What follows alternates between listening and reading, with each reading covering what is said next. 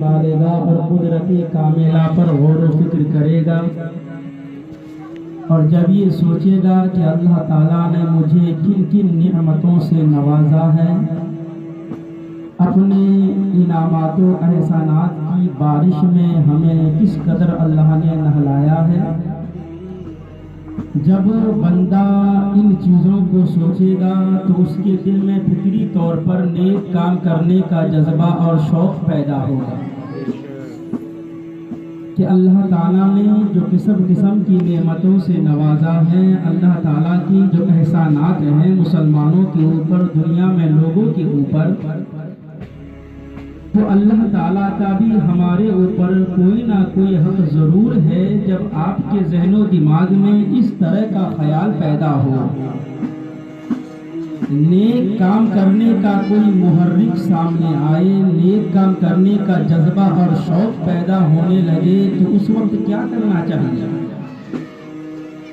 اس بات کا جواب دینے کے لیے آپ نے باب باندھا باب المبادرۃ الی الخیرات، کہ اگر کسی کے دل میں نیک کام کرنے کا شوق، تمنا، جذبہ یا محرک پیدا ہو جائے تو ایسی صورت میں اس نیک کام کو کر لینا چاہیے، آئندہ کل پر نہیں ٹالنا چاہیے۔ اس سے پہلے آپ آیت کریمہ لاتے ہیں وَسَارِعُوا إِلَىٰ مَغْفِرَةٍ وَجَنَّةٍ عَرْضُهَا السَّمَاوَاتُ وَالْأَرْضُ، اللہ تعالیٰ کے مغفرت اور اس کی جنت کی طرف لینے میں جلدی کرو، جس جنت کی چوڑائی آسمان اور زمین کے برابر ہے۔ اللہ نے دوسری جگہ میں فرمایا فَاسْتَبِقُوا الْخَيْرَاتِ، نیکی کے کاموں میں جلدی کرو، نیکی کے کاموں میں ایک دوسرے سے آگے بڑھنے کی سبقت لے جاؤ۔ ایسا کیوں کہا گیا ہے کہ نیک کام کرنے کا جذبہ اور شوق پیدا ہو تو اس نیک کام کو کر لینا چاہیے؟ اس کی وجہ یہ ہے کہ شیطان انسان کا کھلا ہوا دشمن ہے۔ انسان کو شیطان ورگلانے کے ہر قسم حربے اور ہیلے استعمال کرتے ہیں۔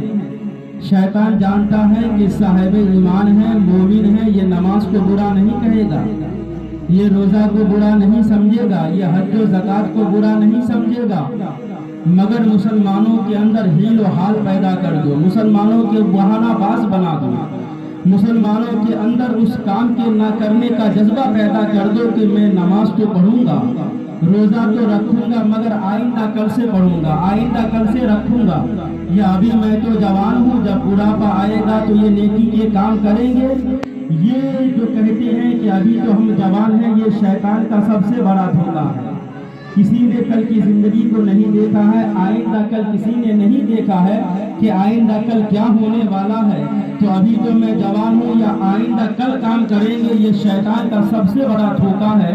لہذا اگر نیک کام کرنے کا جذبہ اور شوق پیدا ہو تو اس نیک کام کو کر لینا چاہیے، آئندہ کل پر نہیں کرنا چاہیے، ورنہ آئندہ کل کرتے کرتے آپ کا جنازہ نکل جائے گا مگر وہ کل آنے والا نہیں۔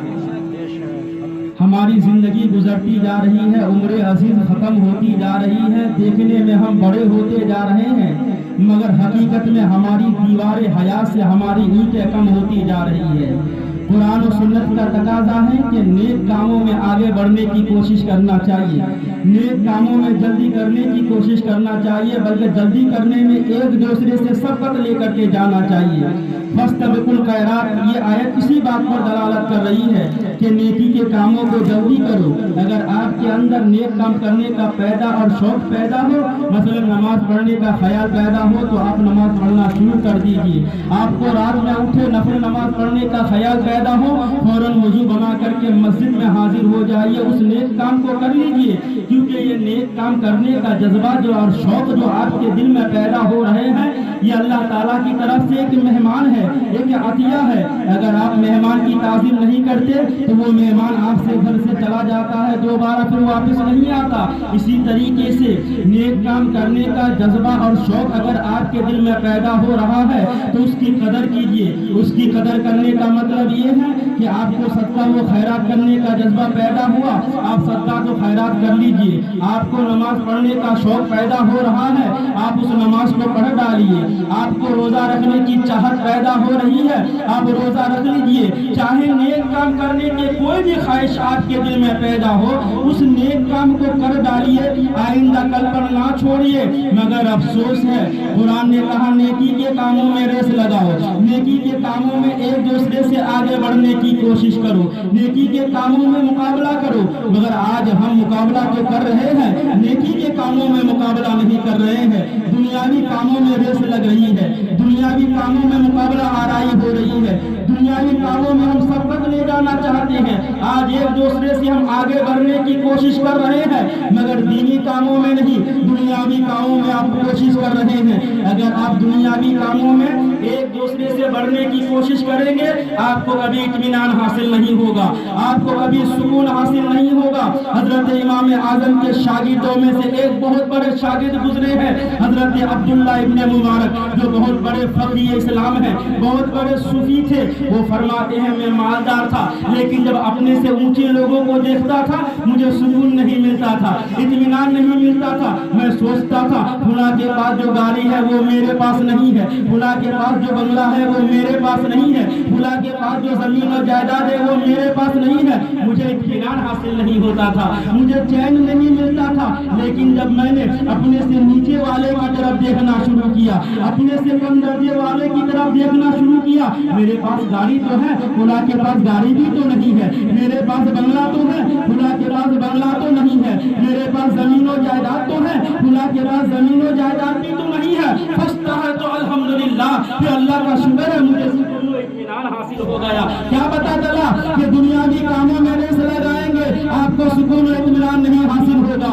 मगर हमारा मामला उल्टा है। कुरान फरमाता है नेकी के कामों में रेस लगाओ, नेकी के कामों में एक दूसरे से आगे बढ़ने की कोशिश करो। क्या मतलब है? कोई नमाज पढ़ता है, आप अच्छी तरह नमाज पढ़ने की कोशिश कीजिए। कोई कुरान की तिलावत करता है, आप और ज्यादा कुरान की तिलावत करने की कोशिश कीजिए। कोई माँ बाप की खिदमत करता है, आप उससे बेहतर खिदमत करने की कोशिश कीजिए। कोई राह खुदा में माल और दौलत लुटाता है, अब उससे बेहतर माल और दौलत लुटाने की कोशिश कीजिए।